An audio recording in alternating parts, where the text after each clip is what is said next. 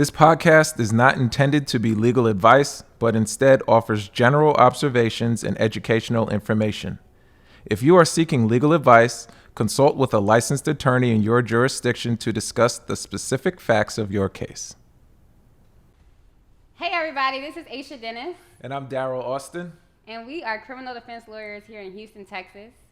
And over the course of the last few years that we've known each other, we've talked so much about criminal justice reform and a lot of the important issues that are being covered in the news today.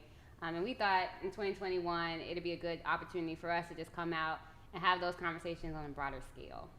Yeah, some of the conversations and topics we hope to engage in are civil rights, criminal justice reform, criminal law, and especially knowing your rights.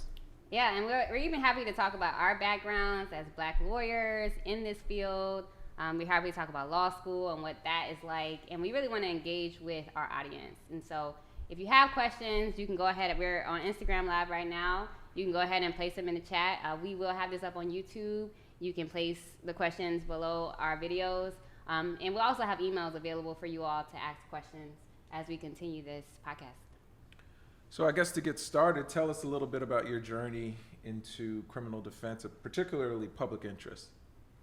I don't even know where to begin. I always wanted to be a civil rights lawyer, racial justice lawyer, and I think that's in part from my experiences growing up in South Carolina, where we had a Confederate flag battle when I was growing up in high school, and just had the KKK out, had white representatives saying very ugly things about the Black community, and certainly just had a Black community engaged around issues of racial justice, and I was very much a part of that. And so I wanted to continue that when I went to college and decided to go to law school to be a civil rights, racial justice lawyer. And once I got to law school, I just was taken away by the criminal justice faculty.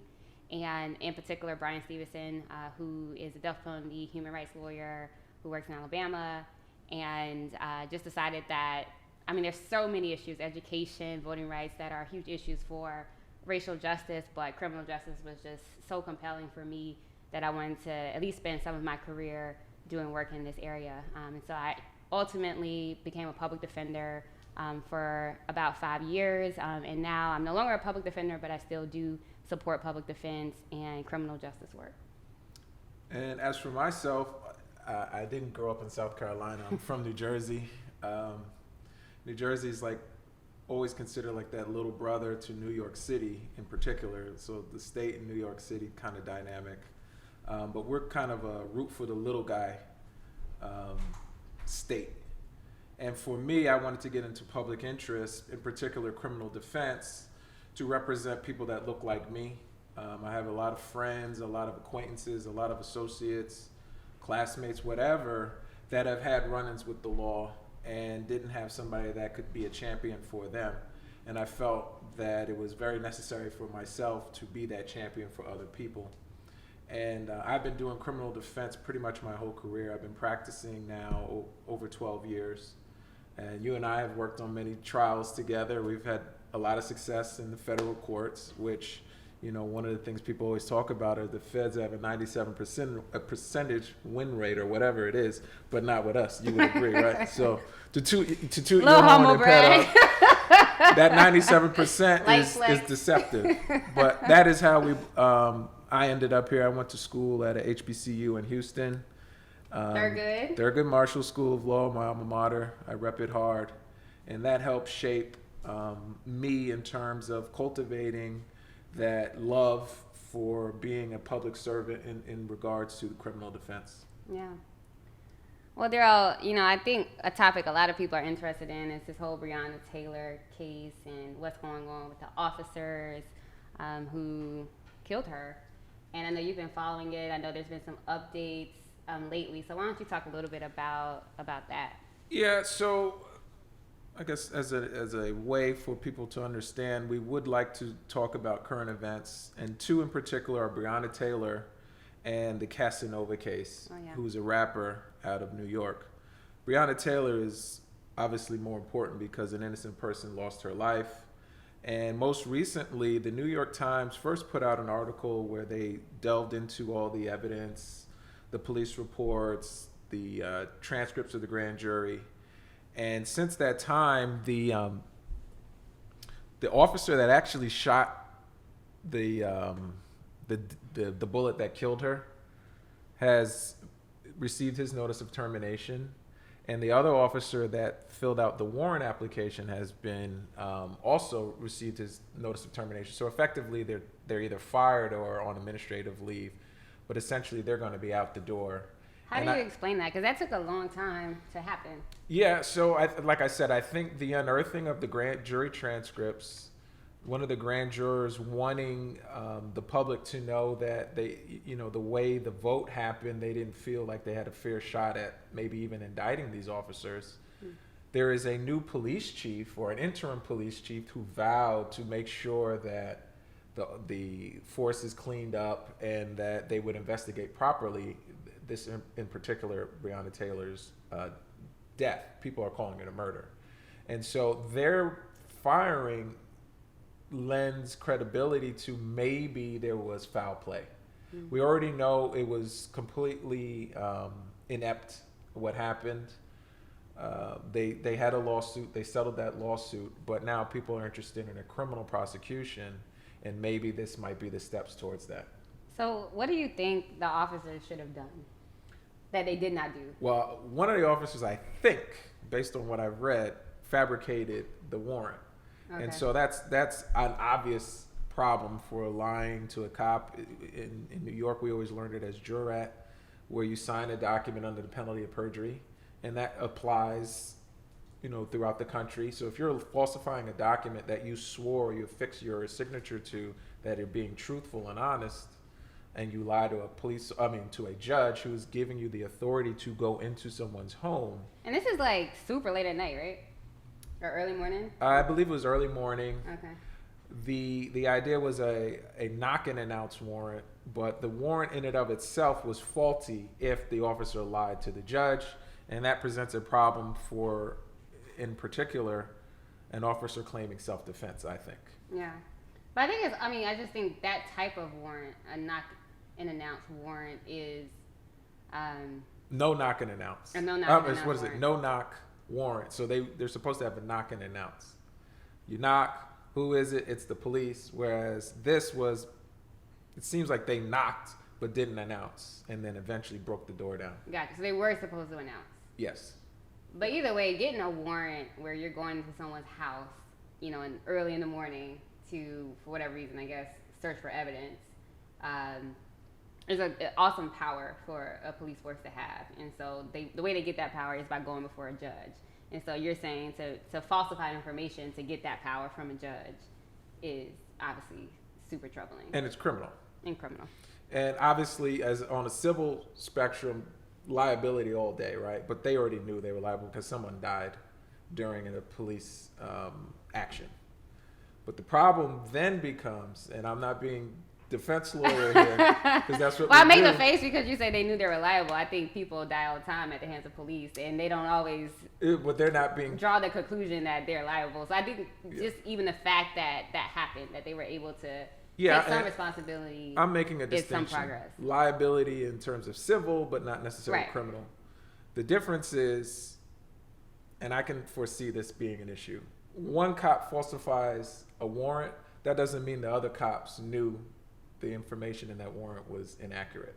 Okay. So there's still a built-in defense, at least for one of those officers, as I can see it for right now. Got you. But then there were other things that they did that were problematic. Yes, like walking into a tight corridor. I think you're trained not to do that. You usually have a SWAT team. My experiences with a lot of these warrants has always been the narcotics team doesn't just bust in. They usually have like a SWAT team or another team that goes in, secures it, and then they come in after. You had that one cop just blindly firing into the window of the apartment. He could have shot his own partners. That's how reckless that was. He didn't know who was shooting. He just saw flashes, so he just fired. I mean, that's craziness. Yeah. So the other, I guess, current event is the Casanova case. Are you familiar with him at all? I'm not. I know I probably should be. But well, you don't necessarily have to, but he's a rapper. You've heard of Tekashi 6ix9ine. He was like the latest news last year around this time. He testified, and I think it was a RICO case. Casanova is involved with a RICO case as well. Okay, so he's just been charged, or what do you mean involved? He's been indicted. He's been indicted with, like, I can't remember how many others, at least 12 or 15 other people. And this is out in New York? Yeah, in Manhattan, the Southern District of New York. Same people that prosecuted Tekashi and a lot of other people. That particular U.S. Attorney's Office, we're dealing with the feds, are also prosecuting him. Just so people know, are super resourced and the best of the best in terms of law enforcement. Yeah. So usually when they bring cases, they've studied it for a long time. They've gotten a lot of people to talk to them. And so they kind of know what they're investigating really well, unlike state police that tend not to have investigations as thorough. That's true. And in this particular case, it's a RICO, which is like a racketeering charge. It's usually for organized crime. Like, you think of the mob as how the statute, I believe, got started. So it's just a group of people who are committing crimes together, whether it's selling drugs or committing murders or whatever the crimes may be. Yeah, they're organized. Whatever branches, whatever avenues you may, that organized or crime or enterprise is, I think, how they define it in the statute. It can be an enterprise, but it's for illegal gains. Okay. And I think he was being potentially being investigated since 2010. I read the indictment, and it seemed like, people are talking about his Vlad TV interview being like the end all be all, but it really wasn't. They had already been watching his social media. They're tying some of his posts to his gang affiliations, so to speak, like a gorilla or whatever painting that he's buying. They're saying that's gang symbolism. But you have to be careful with the police and how they take symbols or colors or, things that, you go talk to somebody in certain neighborhoods and they'll say, oh, we all kind of wear this, or we all kind of do this, or, it doesn't necessarily symbolize. It could be kind of more of an affiliation as opposed to I'm in this gang. But there's certainly been studies, like I know in LA, how so many people end up in a gang database because police, color them that way just based off of certain behaviors that are pretty innocuous. So, I just want to put that out there. Yeah, and so that's like an opportunity for us, I guess, to spread the word that you have to be careful. A RICO charge in and of itself is essentially like a broad conspiracy. So you being in a picture, you being in a music video where, there's 50 people with guns, you may not be a felon in possession, but somebody else might be a felon in possession who's affiliated with whatever gang member that, if the feds want to bring a RICO charge, could jam you up. It's, and you're just in a music video having a good time.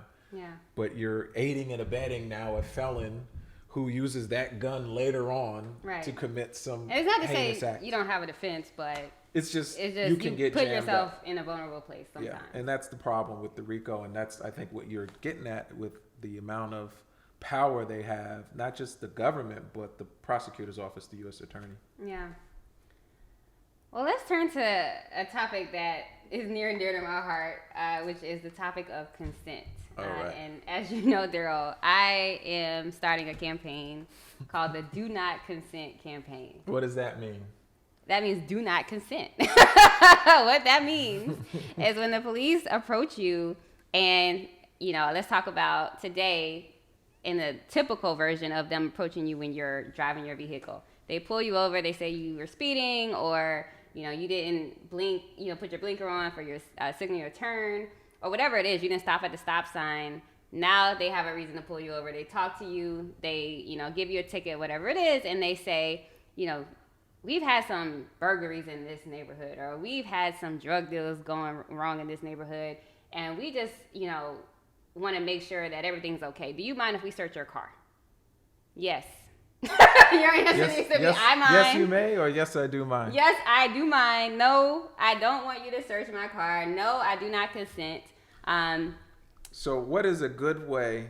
Let's stick with that, but let's give our audience a soundbite that they can use that isn't overly, you don't want to be aggressive or it's not aggressive. Yeah. You don't want to get a cops telling you, oh, you think you're smart, and pull you out and beat you.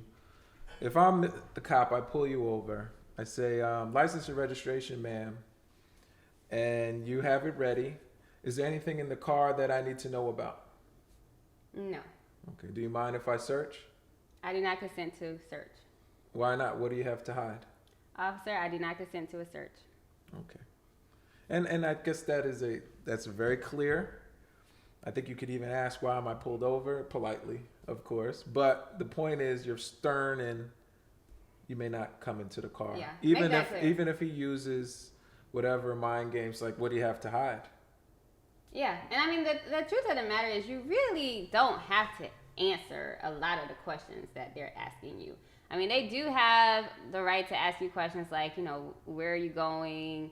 Did you realize you were speeding? Things like that. But once they start getting into this kind of fishing expedition for evidence or whatever and trying to paint you out to be some kind of criminal or somebody who is suspicious, you can say, officer, do I have to answer these questions? Do I have a right to remain silent? I don't consent. If you have to search my car, obviously you do what you have to do, but I am not consenting. They need to be clear on the fact that you're not giving up your constitutional right to not be searched. And, even if you don't have, a lot of people say, well, I didn't have anything, so why not just go ahead and consent to a search? You don't, I'm not saying that a lot of officers aren't good officers. I'm not in that camp of people, but you can't rely on officers to be good. And so don't give up your rights, because you never know if they're going to plant something. You never know if they're going to take, one small thing and make it to be something that it's not. And so just protect yourself by saying, I don't consent. I mean, I have seen so many cases where evidence is found and cases are built just because we give up our rights, just because we say, sure, I don't have anything. We trust officers, and it's okay to trust officers, but also just do not consent. Now, what if you're somebody that is doing wrong and you think, well, if I say you can search, you maybe have some drugs that's pretty well hidden, but you can search, and you're thinking, what's the likelihood they're actually going to search? What do you tell those folks? They're going to search. They may even try to search if you say no. So they might try to go get a dog to sniff around. They might say they smell marijuana, so they're going to search anyway. They're going to try to find a way to search if they want to search. And so if they're actually asking you to search and you say yes, they are going to search. One thing that I, tell a lot of people, while I'm not saying that police officers are inherently bad, they are not your friends. Okay? They are not your friends. They are in the enterprise of finding evidence, of making cases against people. And so when they're pulling you over, that is not your friend. You have to protect yourself. And so again, do not consent. What do you tell the 17-year-olds on the street walking home from playing ball, and the cop says, you fit the description of a burglar? Can I talk to you? Do I have to talk to you? Yeah. Am I being seized? Okay. So a 17-year-old can ask a cop, do I have to speak to you? Yeah. Do I have to stay here? Am I being seized, or can I leave? Okay. So I don't want that to be missed. Yeah. So if I understand what you're saying, if I'm a pedestrian in the street and a cop just comes up to me and says, you fit the description of somebody or there was a disturbance of some kind, I need your ID. Do I have to give it? I think you have to give it. I think the safe thing to do is to give your ID. I do think. Then why do I have to give my ID but I don't have to speak? Help me understand the difference. Let me think about that. I think I think that's a little tricky. I mean, you can certainly ask, do I have to give my ID? If they say yes, then give it. Maybe. Yeah, well, if these cops don't know the law, they'll say, of course, I gave you a lawful police order. I mean, do whatever they say. I mean, a lot of this is not to necessarily say that the officers aren't going to have a different story when you get to court. But it helps your lawyer if you can say, and perhaps if there are even witnesses that see you saying, do I have to give you my ID? Okay. Yes, you do. Okay, here's my ID. I just don't see, I guess you're right. I guess the question should be, do I have to? And if they say yes, give it to them. Well, because let's assume you're somebody, a regular, and I like to make the distinction. A 17-year-old literally walking back from the park playing ball. He has no drugs, no marijuana, no weapons, none of that stuff, perhaps.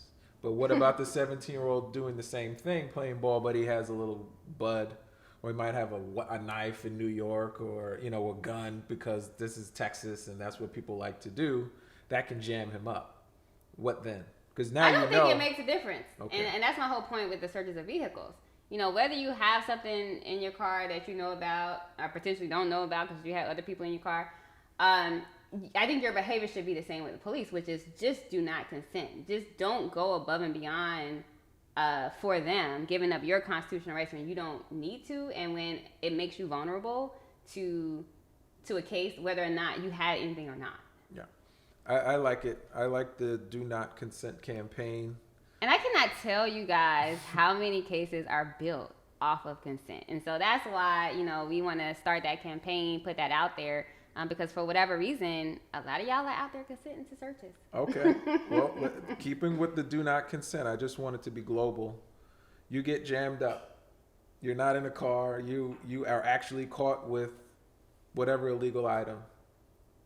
And they say, do you give me consent to search, right? That's one. What do you mean you're caught with it? You're caught. Let's say you're in the middle of a drug buy. You're doing the drop. Okay. The cops pull in. You have the drugs in your car. You caught red-handed. You're caught red-handed. Got you. Now, they don't need your consent to get into that car at that point if they're catching you in the act, right? Correct. Okay, so. If it's in plain view, if they see it, they can get it.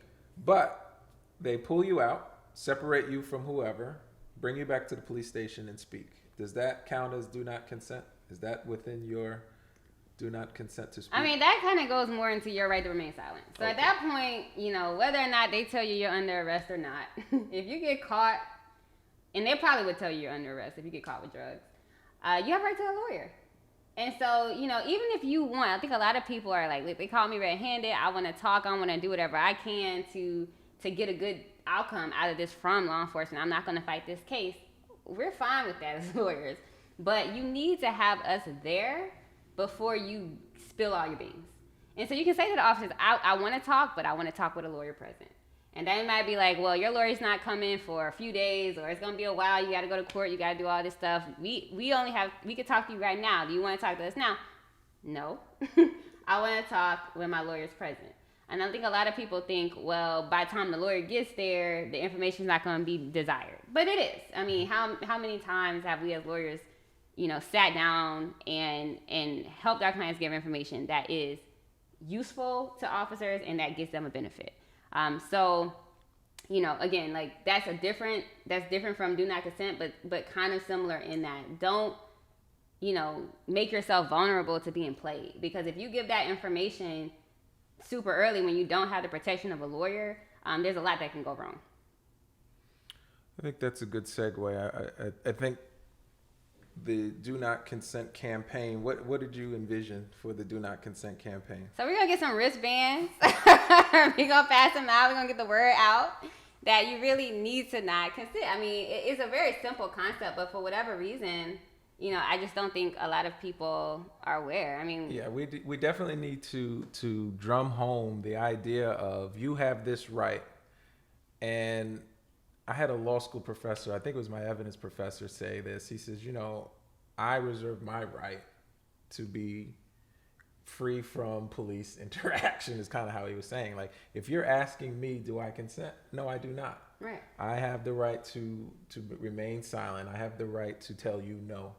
And I think when my first interaction with police, my brother told me, like, oh, you shouldn't have let them pull you out the car, or you shouldn't have gave them consent to search your car. Mm-hmm. I didn't know. Yeah. Until I told my brother, you know, these cops just pulled me over, had me in the back of their cop car in the middle of, like, you know, Market Street and all this other stuff. He's like, oh, no. Yeah. You don't let them into your car. Yeah, like, and oh, I mean, well, the nobody thing told me is, and you as a black man can probably speak to it more than I can, but if they pull you out, like, don't fight them. You know, you can't fight Comply them. at that point. But if they're giving you a choice, officer, do I have to get out of the car? Yeah. Officer, do I have to consent? Mm-hmm. I don't consent. You know, do I have to speak? Can I have a lawyer? I want a lawyer. You know, like, ask those questions. And I think it can be hard because some of them sweet talk you, like, oh, you know, we just want to search. It's okay if we search, right? You're fine with that. Others are really mean and intimidating. And so I think people under that pressure, you know, maybe having a wristband will help, or just having it, you know, really repeated in their heads will help. But you really have to know in that moment to protect yourself. And I think I like the idea of a campaign because it normalizes people taking an active approach with their rights, Yeah. constitutional rights. Yeah. And so a cop, if he's going to search, he's going to search, but not with your consent. Exactly. He's going to get, we talked about Breonna Taylor, he's got to get a warrant. Right. If he wants to lie on the warrant and say, I smell marijuana when there's no marijuana in the car, and they find a gun, right? Right. We hear that all the time. And the truth of the matter is, in most of these situations where they're asking for consent, they don't have any reason to be able to get a warrant. They're not going to be able to get a warrant. And so that's what's heartbreaking. You know, as lawyers, we see so many cases where the only evidence that the officers were able to get was evidence that was obtained because you rolled over and gave it to them. And so, you know, I think that's why this is super important. So, I know we're live. I just Yeah. want to check in. Are there any questions or follow-up that we need to do before we move on? Yeah, I mean, I think we want to take questions from you guys. So if there's anybody out there who has anything you'd like to hear from us on before we exit, let us know. Someone made the comment. They said, "Always talk to a lawyer." Yeah, I agree with that. You know, as lawyers, we get questions all the time from people about, you know, what should we do, yada, yada. You know, I got this grand jury subpoena, or, you know, officers came and they wanted to talk to me. And, you know, we obviously don't represent people who aren't our clients, but what I would always tell anybody is talk to a lawyer. And in fact, we've dealt with this. You may get a letter from the government, and Target letter. a target letter, and you may be inclined, you may get a target letter, or you may get a knock on the door from a DEA or FBI agent, and your initial reaction is to cover for your friends or family. And so I used to tell high school kids this in Brooklyn, like, if a cop is calling you by your name, you need to smarten up and realize, why does this person I don't know who I am? Yeah. And it's the same thing. Yeah. If a cop is calling you by your name, or if somebody's at your doorstep asking you about information, you don't have to speak to them. Yeah. Because it is a crime if you tell them false information. So if they ask you, Aisha, do you know a guy named Daryl? And you said, never heard of him.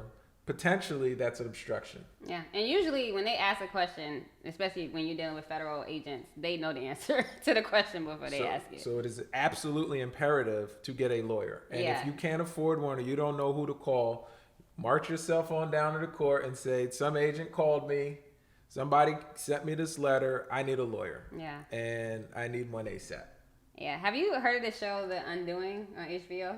I've heard of it, I haven't watched it. I watched a little bit of it. And for anybody out there who's watched that show, you know, basically there's a guy who is being suspected of murder. And so he kind of runs away and they want to talk to his wife. And the whole time I'm watching that show, I'm like, she needs a lawyer. She needs a lawyer. Like, I'm so nervous. And turns out at some point they look at her as a suspect. And so again, like, anytime you're having that type of interaction with law enforcement, especially if you have the means or you can get down to somewhere where you can get a lawyer, like, you know, that's always the best policy. And at the end of the day, and I say this all the time, like, we're here to help. We, you know, even as if you're a public defender or you have a public defender, he or she is still a lawyer. You know, there's this idea. Very much so. I didn't have a lawyer. Public defenders represent the majority of people I didn't have a charged with lawyer. crimes. I didn't have an attorney. I had a public defender. But the reality is, they are your lawyer and they're here to help. Yeah. My question kind of goes along with that. I know, especially dealing in a lot of the lower income, you know, black communities, a lot of times historically we plea because we feel like we don't have financially resources to fight a case, or, you know, just don't have faith in the justice system. So and there's a common assumption as a non-lawyer, you know, I've always kind of we were always kind of the I guess myth of the neighborhood was that if you have a public defender, then, you know, you're pretty much screwed. So I think that's I know what you're getting at, and I will say this: there are a lot of great public defenders, and there are a lot of lazy public defenders. Burnt out public defenders. And there are some in the middle that are burnt out, some that want to do well, don't have the resources to do well. Public defenders are overworked, every one of them, because they're taking 80% plus of the cases that come in and out of that particular court. And in federal court, the difference from federal and state is it's a plea bargain versus a charge bargain. That's kind of one way to look at it. In state court, you're pleading out to probation or time. In federal court, that's not necessarily the case because the judge dictates what's happening. And in federal defense in particular, the federal public defenders usually are really, really good at what they're doing. I've seen many videos on YouTube from former people convicted of crimes or a lot of convicted felons, and they tell you, yeah, I had a public defender. It wasn't a case that I wanted to fight necessarily, but they showed me the holes in the case, right? Yeah. The And approach let's be clear, there are a lot of private attorneys. that are super lazy and super. We had a comment from the live that said public defenders are essentially the social workers of attorneys. Do y'all agree with that? Yes and no. Yes and no. Social work can be, what do we call holistic? Yeah. The So holistic. there's a whole concept of like holistic defense, which I think Bronx Defenders in Bronx, New York is a great example of that type of model where they do try as a public defender to address all the different needs of their clients so that they recognize, okay, yeah, this person comes in with a criminal case, but then we also have, you know, a child protective case that is intertwined with this criminal case. In other words, because this mother has a criminal case, or even the father, you know, they're having issues with the custody of their child, or they're having issues with employment, or they're having issues with their immigration status. And so they have a team of attorneys and social workers and investigators and just all different types of professionals to work on that one case to make sure that all of those needs are met so that that person, say they beat their case, whatever, also still has a job, also still has their children. Yeah, and I think for a lot of defendants or a lot of accused folks, they have to take an active approach as well. If you can't afford a public defender, it doesn't mean you can't afford to take an active approach in your case. If you can't afford a private attorney. I'm sorry, if you can't afford a private attorney and you have to rely on a court-appointed attorney, we'll call it, because a private attorney gets court appointments too in a lot of cases. Not everybody can afford a $100,000 retainer. Yeah.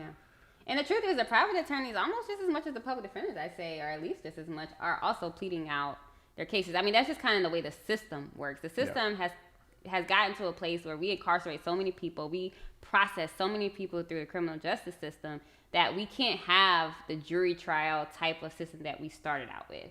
And so, you know, prosecutors kind of take advantage of that by, you know, setting these penalties super high. So if you don't plead out, so, you know, I'm going to set you at 10 years, how I charge you, and I'm going to give you an offer to maybe 5. And if you don't plead out and you make me go to trial, I might double this and make it a 20-year charge, you know? Supersede the indictment, Right. add other charges, trump up the indictment. So, it's, you know, it's arguably coercive. And so whether you're dealing with a public defender or a private attorney, you're going to have that coercive nature of the system. And so I agree with Daryl. I think the best way you can do, no matter who your attorney is, be that squeaky wheel, you know, tell them you want to fight your case, be really, really vocal about the issues in your case, write letters to them, you know, just keep pressing it if you think you have a defense, and especially if you're innocent. So let me ask this question, because the audience has asked in terms of private versus public defender or private attorney versus court-appointed attorney. What would be your approach to a client's case? Let's say I'm the client, you're meeting me for the first time, I'm charged with being a felon in possession of a gun, and I'm telling you, I never had that gun, I didn't know anything about a gun. What would be your approach to me as my court-appointed attorney? Oh, it's a hard question because I think normally as a court-appointed attorney, the first thing you're trying to do when you meet somebody is get them out. Get them out on bond. And so, you know, Explain what that means. So you In get the charged with federal a crime in the context. federal context. Often the prosecutor is going to move to have you detained while your case is pending. They're going to say you're dangerous, you're likely to flee your charges and not show up to court. So we want him or her detained. And that works in state and federal. That's correct. What is the difference in the bond for the state and the federal? So I haven't actually practiced much in state court. But you know But the in difference. state court, you know, the state judges are just going to set a bond. And you can, you know, usually it's a lot of times it's something that you can make. And so, you know, they'll hear a little bit about you, they'll hear a little bit about the charge, and they'll set a bond at a certain amount. And well, you'll pay that bond either cash to the court, or a bonding company, or you'll get ROR. Okay, so he has a lot more state experience. Okay. So. Federal court in terms of bond, explain that. What's the So- difference between even paying or not paying, so on and so forth?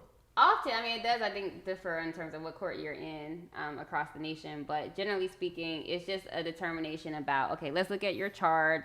Let's look at your criminal history. Let's look at your ties to the community, your immigration status, all these different things that they look at and determine whether or not we think you're the type of person who won't commit another crime or be dangerous while you're out, and you're not the type of person who will flee. And so long as the court feels like those kind of conditions are met, then you can get a bond. Often it's unsecured, and so you don't have to make any payments. It's just you're promising the court you're going to show up and you're going to behave, and you'll also be monitored by a probation officer. And you didn't mention this, but by statute, you're entitled to a bond unless, right, in federal court? There's a presumption for bond usually. I mean, I guess it does depend on the charge. But yeah, you're presumed innocent. I think that applies to state and federal. You're presumed innocent, and so because you're presumed innocent, until you're really until you have a trial and you're convicted, technically you really should not be held in custody. And the only reason that they hold you in custody is if they really have a strong justification for it. Okay. That is in theory how it should work. And so that is the first initial meeting with me charged with felon possession. You're fighting for me to get out. Yeah. Usually. You are putting your best foot forward, at least in your practice, to fight. Right. Okay. And so in doing that, you know, you get to know the person, you know, you want to know what their ties are. Do they have children? Do they have a job? You know, who this person is in their community. And then you also want to kind of have a sense of what happened. You know, whether they had the gun or not. That's not so important as, you know, maybe how the police conducted themselves. You're basically looking for any holes in the case, any defenses that you can start building from that stage.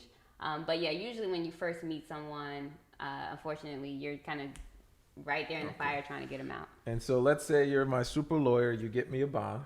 What's the next step after you get a little of the evidence? I mean, there's theory in there. So yeah, theoretically, if I'm a super lawyer and I have all the time in the world, then I'm gonna go to the jail or, you know, have the client come in if he's out. No, on you're bond. my super lawyer. Just So I'm you're your my client. I'm your client. You're out on bond? I'm out on bond. So in my mind, you're my super lawyer. You got me out on a bond because you fought for me, right? That's Sure. the first thing I've seen without ever meeting you is you fighting for me to get back out on the street. Yeah. Now I'm telling you, no, I knew there was a gun, but it wasn't my gun. Now, before I was telling you it wasn't my gun, and I'm still saying it's not my gun, Yeah. but I knew there was a gun.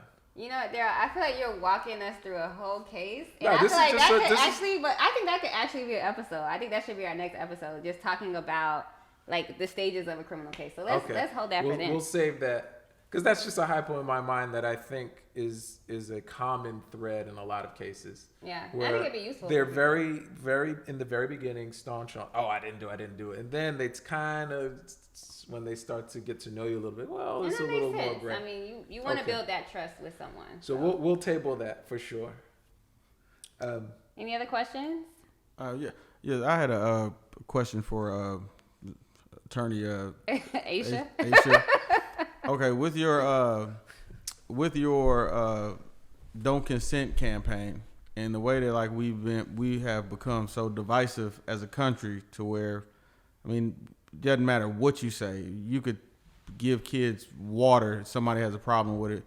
What would you say to, which I agree with you, your stance, but what would you say to people, your opposition, who says you're promoting to black kids to not just listen to police or to respond to that and to engage in things that maybe lead to some of the encounters with police? Why versus why shouldn't they just listen? And what would you say? Because I know this isn't like a political a movement that you're starting, but I can see like the traces of like the naysayers and the people who come at those type of ideas, And I feel like that's the type of response that, somebody from a different walk of life is going to say. Why are you telling a 17-year-old to not just say yes sir, no sir, and show his license? Because that's not the country we live in. We don't live in a police state. And I think that we've gotten away from that. I think that we've gotten really comfortable with the government and police in general surveilling us, knowing everything about us, stopping us whenever they want to, invading our neighborhoods. And I think it's time for us to push back. And I think we have a responsibility to push back. And I think it's healthy as a society for us to push back on that power. Because government is not supposed to have that level of power. And when I think about the people that you are thinking of probably who may have these criticisms, I think they're going to be conservatives. And I think conservative people can understand that notion that the government is supposed to have some limits, that they're not supposed to just, be in our communities in the way that they are. Like I remember when I lived in New York back in 2013, getting on the subways and seeing these police officers with these huge guns looking like, military people walking around scaring the shit out of me. I was like, are we at war? Like, I was like, is there another 9/11 about to happen? Like, why are these police officers, walking around the subway with these kind of guns? And I just think, again, we just have to kind of push back on living in this police state. And, unfortunately, the reality is the criminal justice system is a competitive enterprise. All right. I'm not a police officer, and I'd love to talk to a police officer one day, but I know that they have goals of bringing in a certain amount of suspects and of getting a certain amount of convictions. Quotas. And so, they cheat sometimes. Okay. And sometimes they don't, but even if they're not, like, you don't ever tell your kid at a football game, hey, roll over and just let this person go run down I don't play football, but run down to the end zone or whatever and get the touchdown. Like, no, you have to protect yourself and put up these guards that are actually, in the Constitution for you to be able to do. And so, that's all I'm saying is, like, we are citizens too. We have freedoms as well. And we don't need to give up those freedoms just because police are more active in our communities and are more intentional about trying to, violate our rights. I think that's a good place for us to end this episode. I want to thank I got everybody. The pulpit. I got my pulpit. No, that was great. I think as a final word, I think you hit it right out the ballpark. And I just want to thank everybody for tuning in. And we hope to grow the podcast and grow it together. And please keep those questions coming. Thank you. Have a good night.